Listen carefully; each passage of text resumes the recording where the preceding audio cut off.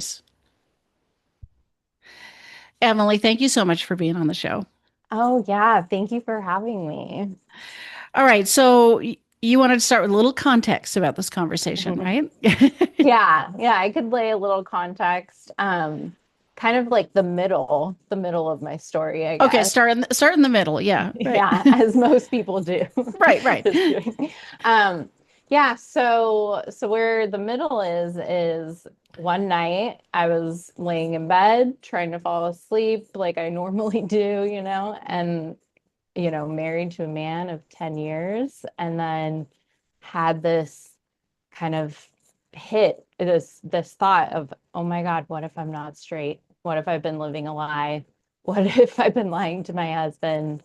And it kind of hit me in a way that it hadn't hit before. I had had thoughts before, and I had said, jokes here and there of, if something ever happened to you, I'd probably be with a woman, but it was kind of in a funny way, or thoughts like that along the way. But it just hit me in a different way that night.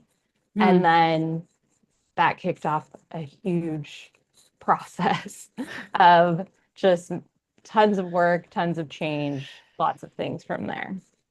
It's surprise. I mean, I guess I find it surprising that it'll be such a sudden moment, but Yeah. maybe that's how everything is. There's evidence when you look back 2020, you see stuff, but then it has to Yeah. culminate in a moment.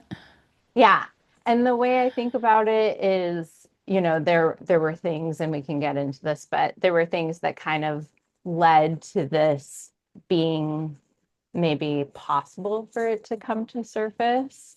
And then also, I think, there was it was like the perfect storm of a lot of circumstantial pieces, and all of it kind of coming together both externally, internally, and then sort of having it come to the surface in a way that it hadn't really before. Yeah. Yeah. Yeah. All right, Yeah. so maybe this is out of order, but at this point in time, like, how Yeah. do you identify? What have you gotten clarity of, about? Yeah. Good question. Yes. So I am a lesbian, and I still identify as cisgender female, but I definitely am not straight. Okay. And that I know now for sure. But it was a process. And at first it started with kind of this question of, oh, maybe I'm bisexual. Right, right, right. Yeah. Okay, so looking from this point in time, looking back, do you believe, is it your experience that you were a lesbian the entire time and Mm, just didn't come to, because sexuality can also be yeah. fluid. So for you, do you think Mhm. this was always true for you and it was a matter of coming to recognize that? Yeah. Well, now looking back, as you said, hindsight's 2020. Now looking back, I can see things through my whole life that, had I been in a different context, had Hmm. I been raised in a different situation, and if it was, even an option to even consider if I'm anywhere on the spectrum of, sexuality, I do think that I probably would have much earlier on come to know Hmm. and see that I was probably a lesbian, but I that just wasn't the reality for Right, me and what I grew up in. right. And it wasn't it wasn't even a thought. It wasn't even a consideration. Yeah, yeah, yeah. You don't even know to ask the question, right? They don't know where to, Right. yeah, it's so Yeah. assumed, right? Okay. Hmm.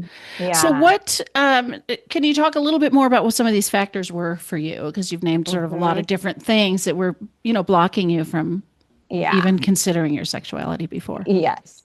Yeah. So I kind of see it as a combination of both I was raised in a very conservative Christian evangelical family and area, and, you know, our whole world was that.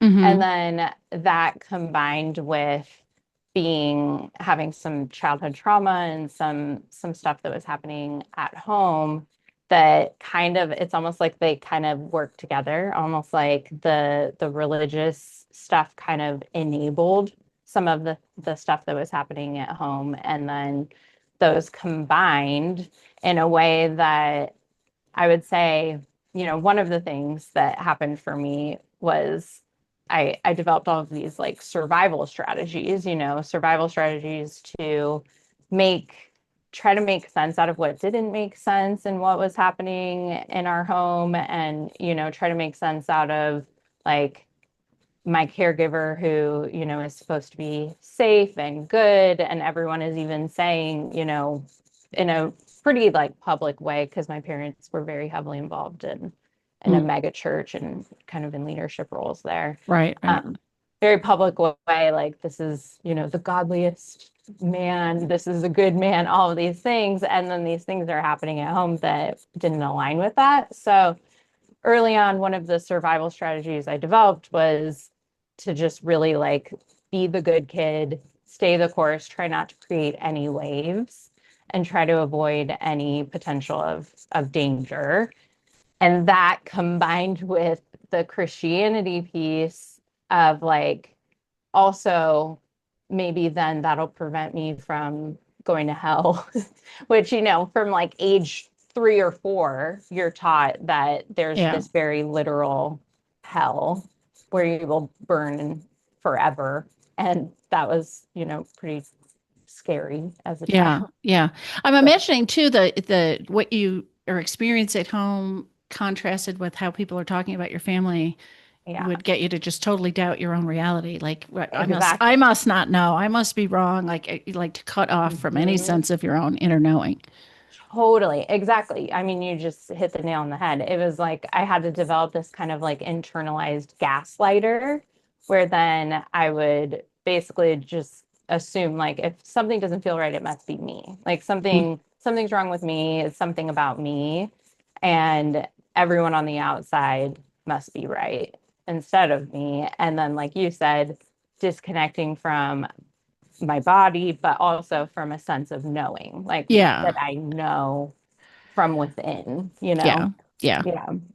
Yeah. And then the Christianity piece is like, it's so externally focused that it's like, here's what you're supposed to be, here's what you're supposed to do.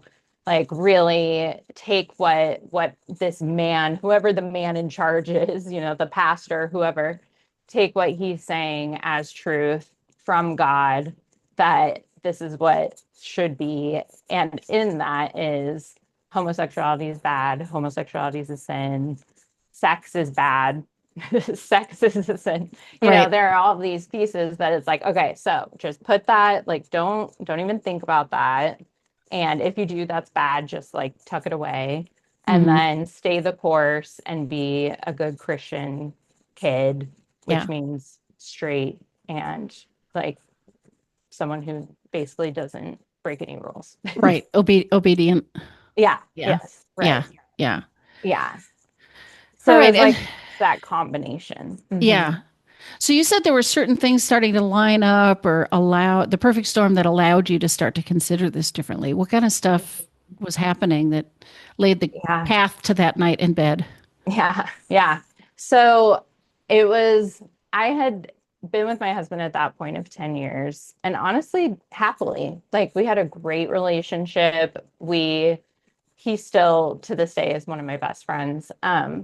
But we had a great relationship, around 10 years at that point. We had gotten married really young in the church. Like we kind of started there and then had, Hmm. gone through our own process over the years of kind of coming out of that. But all of that to say, at that point, it was like, okay, I had done a lot of deconstructing and questioning of, my upbringing and the Christianity stuff. And I'm a therapist and I had been in therapy for many, many years. So I had been doing a lot of work for many years, but I had switched from working with this one therapist who was great and did a lot of great work with her to then working with a very like body-based somatic Hmm. therapist. And so I started working more around my childhood trauma from a like super somatic body-based approach. And that happened. Also, COVID hit around that same time. So it was like all of the like normal everyday stuff had kind of like stopped or like switched in many ways. And then doing that work with that therapist, the way I look at it now is almost like through getting more connected to my body, through getting more, I would say like connected to my truth, like I started naming things more than I Mm-hmm. had before, naming the things that had been denied in the past, naming the things about my childhood, actually like saying some of these things out loud. It felt like I almost like finally created enough space for then more truths to come up Yeah. and parts of me to like feel safe enough to come up.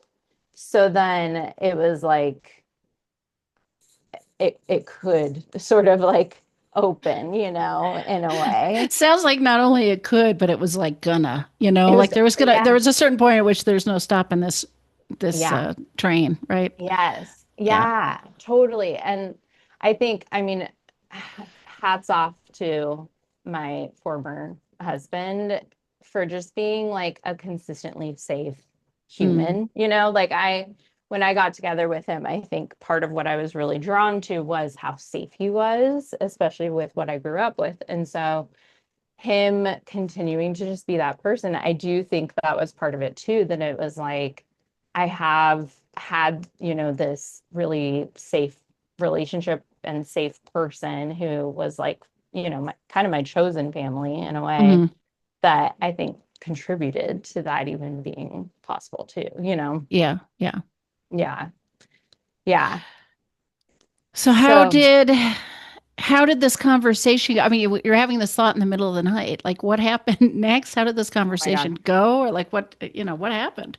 Yeah. Well, so as you know, I had this like long-standing protective part of me that was like be good and be honest and it is a value of mine outside of the protective, survival strategies. Like it is a value of mine to be someone of integrity and someone Right. Right. who, you know, is does good in the world. So anyways, that kind of what came up first was like, what if I've been living a lie? Like I've been Mm. living a lie with my husband. I've been lying to my husband. That was one of the first pieces that came up. And then I was like, I got to talk about it with him. And so initially I was like, I know I've like joked about this in the past. Like I know we've talked about this a little bit, but like, what if I'm like actually bi? Like, what if this is like actually a thing?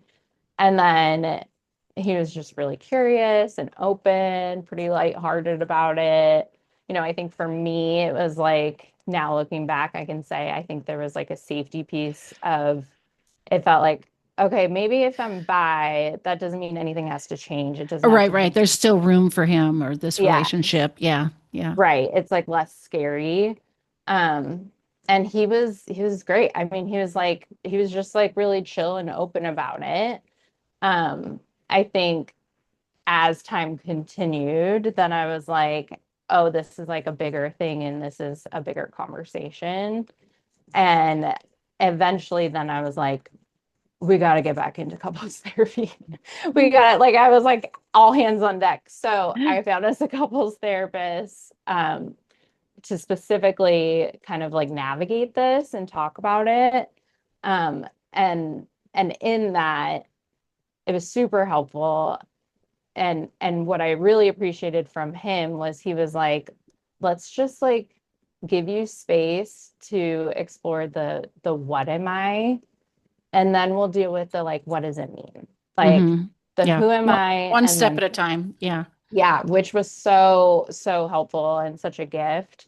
So it just was like a lot of conversations, a lot of us, talking about it in couples counseling, me doing a ton of work in therapy. I even at some point was working with this therapist on the East Coast who also has like a coaching business for people coming out later in life. She was amazing, Samantha Fox. She's great. But I just like dove in, like really did the work, unpacking internalized homophobia, unpacking compulsory heterosexuality, this sense of like, it's Adrienne Rich who came up with this, but the sense of we are born into the world immediately having imposed upon us that heterosexuality is normal and the Yeah. default. Right. That's a presumption. Yeah. Yes. And of course, then in the world I grew up in too, then it was like there was no way I was going to even, break out of that. So, anyways, that's overall kind of the way that it went from there. It was a honestly, pretty grueling process, Yeah. even with a partner who was so supportive and open, you know. And I mean, I don't know. It seems like the most grueling part would be the impacts. Like, what does this mean for our marriage and Mhm. relationship and this life we built together? I mean, I guess Yeah. there's some grueling parts about challenging your identity and taking apart out of the trauma. But it seems like maybe the most daunting thing is like, if I really embrace this and really acknowledge who I am, Yeah. what happens to Yeah. us? Yeah. Totally. Yeah, it was terrifying. Like it was Yeah. terrifying to think about such massive potential change. And then also it was terrifying to think about telling anyone. Hmm. Like, I had people in my life who I knew would be affirming, but a ton of people who I knew were opposite of that, who are actually actively a part of circles that are anti-LGBTQ. Yeah. And even though I have, there's distance with some of those relationships and all of that, it's like there's still people in my life. And Yeah.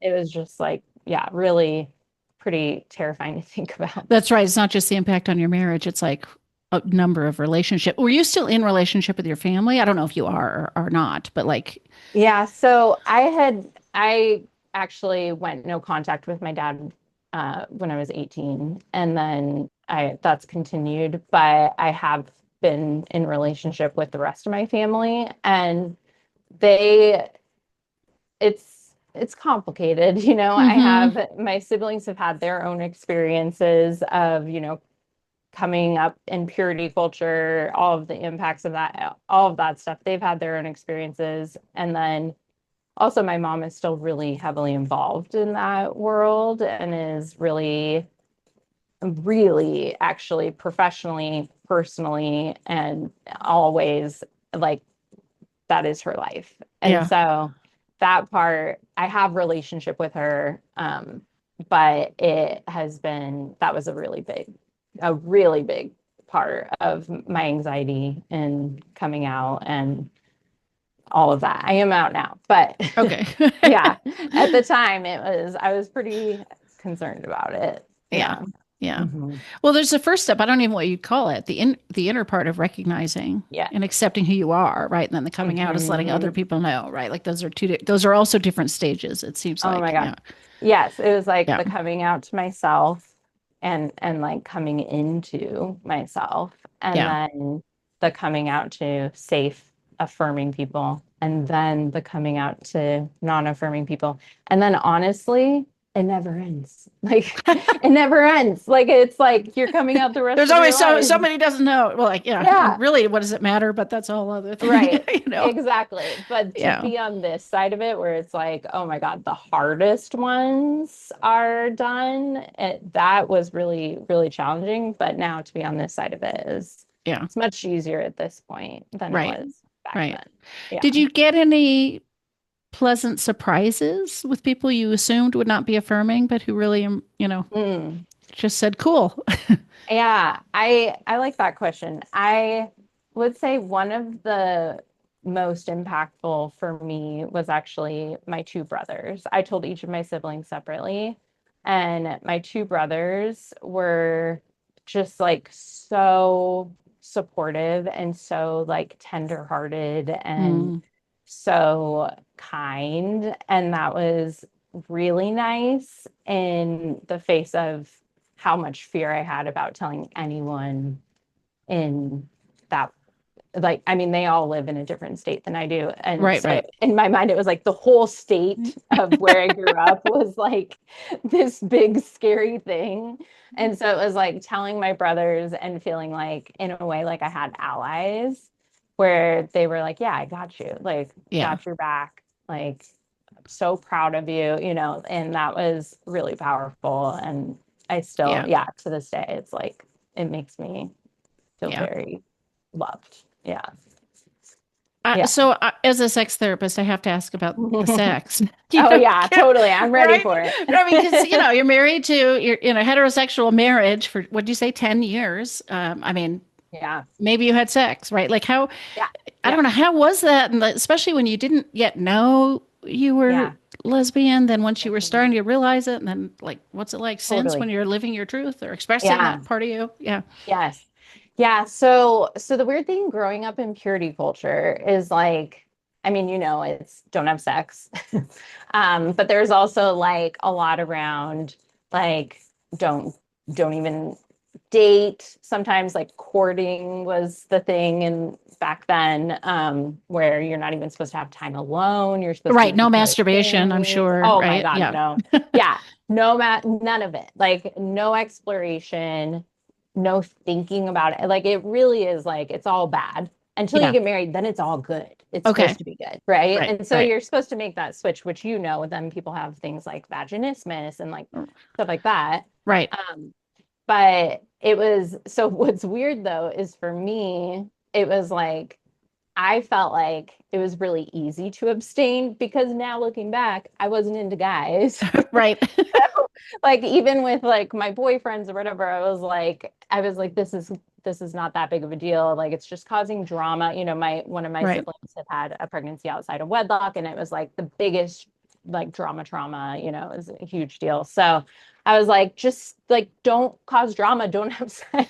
Right. But Right. also I was gay. So Right. anyway, so I hadn't had, like any reality testing or anything to really like compare or Right. anything. Right. Then we get married, and I would say a lot of my experience in like dating or relationships or whatever was very heady, like Hmm. very kind of like cognitive, and even like the idea of attraction, which I didn't know this at the time because I thought everyone was like this, was like I decide who I'm attracted to from like a Mm. head perspective. So it's like I'm deciding that this person is who I'm attracted to because this is what I've been told. I dated the quarterback or the guy in the band because like that's what I saw on TV. Hmm. And then, with my former spouse, it was like I was like, I am into this person. Like I am Right. Right. deciding I'm into this person. Don't know any different. Yeah. Yeah. Then, get married. And then it's like, okay, now sex is on the table. And then I'm having sex for the first time. And so in that, again, there's nothing to compare to. Right. No benchmark there. No. Right. Right. None. Yeah, Yeah. none. And I in the fantasy world, it was always women, but I would explain it away like this is how all straight girls think. This is Yeah. what Yeah. every straight Yeah. woman thinks. Um, but then I think there's like this initial period where it's like, okay, this is new, this is interesting, and a lot of just like exploring things for the first time. And then it wasn't long before it kind of switched to then I was like, it was almost more of like an anxiety, like Yeah. stressor, where then Yeah. I was like, are we doing it enough? Like, is he happy? Is this the way it's supposed to be? Like, are we healthy? Was kind of the Right. Right. concern because there wasn't any like organic piece to it for me Hmm. where like now what I know on this side of it, I'm like, oh my God, like there's such a difference between what I experienced then versus now. But then it was like, so I was just so concerned about like the formula and like the cognitive kind Right. of Right. Right. Right. aspect of it. Right. All the Yeah. ways you could think about it and measure up as opposed to Right. experience it. Yeah. Yeah. Yeah. Yeah. And I feel grateful that like for me, I didn't experience it as traumatizing. Hmm. However, what I did notice is once I named the truth, once I was like, oh, I don't think I'm straight, then it felt like it would be traumatizing to Hmm. like force myself Yeah. into that, which is unfortunately what the Christian church would tell you to do, is Right. to say, I'm choosing not to live that lifestyle Right. Right. Right. because it's wrong. And Yeah. that could be traumatizing, Oh yeah. you know? Yeah. That's harmful. Yeah. Yeah. So so I'm lucky that I didn't experience that because I was in denial, but I also didn't know, I had no idea Yeah. what I was missing, you know? Right. And well, Right. Right. he didn't know what he was missing either, you Yeah. know? True. Right. A Um, straight partner that was right. enthusiastic about this. Right, Yeah. exactly. Yeah. Yeah. Yeah. Yeah. All right. So totally different experience now on the other side of this Oh my coming God, out. Yeah. it's so organic and like so, like you're a therapist, we talk about like top down versus bottom up, like head down versus, coming from like your body and what you're feeling and organically experiencing in your body. Yeah. Like it feels just like there's so much less thinking involved. There's so much less like deciding on and convincing, like it's just so organic. It's like there's desire. Like I'm Yeah. experiencing actual desire in a way that I never did Yeah. before. Yeah. And like then the way that it all comes together with everything where I'm feeling attraction and desire and then feeling like it fits. Like it feels like Yeah. it clicks in a Yeah. way Yeah. that's different than before. Yeah. So do Yeah. you have any favorite resources you want to, I mean, I don't know how many Mm, people listening are questioning their sexuality at this point in their life, but yeah. let's say there's a few out here listening. Um, Yeah. what do you think might be the most helpful places for people to go if they are, just kind Yeah. of reckoning with this for the first time or in the midst of Yeah. it? Yeah. Well, it's funny because I've discovered there are a lot of people, and I think COVID was a catalyst in some Yeah. ways, but a lot of people, who are questioning and coming out later in life. And so a really great resource that I found when it felt like there wasn't a lot is Samantha Fox. She's like on Instagram, TikTok, and then is a therapist in New York, but has her coaching practice as well. And she has developed like all of these programs of helping women who are questioning and coming out later. I did a few of hers, and included in that was like I had this group of other women from around the Yeah. world that were in the same space, and I still am in communication with many of Yeah. them. Like Yeah. so valuable, so useful. Um, and she actually started a podcast too. So she's really great. I would say a lot of people who are questioning have probably come across this already, but there was like somebody at some point created this huge like master doc of like, am I a lesbian? And it had all this stuff about compulsory heterosexuality, compulsory femininity, like all of these things that were in there that I thought was really useful. Huh. Um, and then yeah, I mean, I think just like obviously therapy. I'm Yeah. a pro therapy. And like the body work. I think the body Yeah. work is really useful. So when my ex and I were going through the process, we also did collaborative divorce. Hmm. And that, I mean, I could say a lot about that, but basically, that process was so good and Yeah. so Yeah. helpful You for do us. have to have two collaborative people for that, which You luckily you do. did. Right. Yeah. Right. Yeah. Right. So if you don't, then that's really That's a hard. different. Yeah. It Yeah. is. Yeah, it's a different thing. But if you do, I do highly recommend it. And I think that was like a really great resource. It was still really hard, but it Yeah. was really helpful. Yeah. Yeah. Yeah. And then just, like working with what comes up, like the protective parts that get in the way of all of this, the shame, the questioning, the fear. Like there's just so much that can come up around this. Hmm. And I I think, yeah, all of that. Oh, there's also a documentary. Have you heard of 1946? I have not. It came out, I want to say in like the last 4 years, 3 years maybe. Okay. But it for people who grew up in the church, it can be really helpful to watch. It basically is this woman who's queer, like goes on this whole exploration and research and investigation around where this whole idea of homosexuality being a sin came from. Mm, And basically she just like talks about all of the different ways that the Bible has been twisted and yeah. mistranslated and all of these things to create this whole, you know, Yeah. other belief system that just serves white patriarchal systems. So anyways, that can be really useful too. Okay. Yeah. Cool.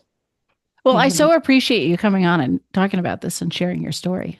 Yeah, thank you for having me. I appreciate being able to share. I just want, like, if there's anybody who is questioning or anybody who's coming out of the church and just getting in touch with themselves in general, or even people who might have a loved one, or Yeah. even therapists who have clients who are working with people who are questioning, I think, my hope is that they can feel less alone and they can have some resources. And to know that it's possible, like Yeah.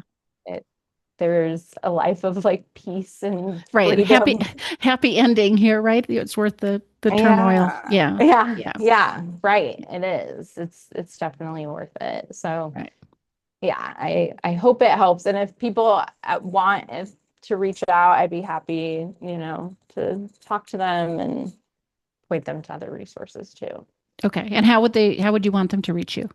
Yeah, so probably the best way is I have an Instagram account called Emily Off the Clock. Um, my private practice is in Seattle. It's called Enrichment Counseling and Wellness. But I would say that Instagram, that's where like if and when I do other things or projects or something, that's where I'll probably That's where put it'll it. be. Yeah. Yeah. So that's probably the best place. Yeah. Cool. I'll put that in the show notes. So, Thank you. I appreciate yeah. Well, thanks it. again. Yeah, thank you so much. I really appreciate it. And thanks for the work you do.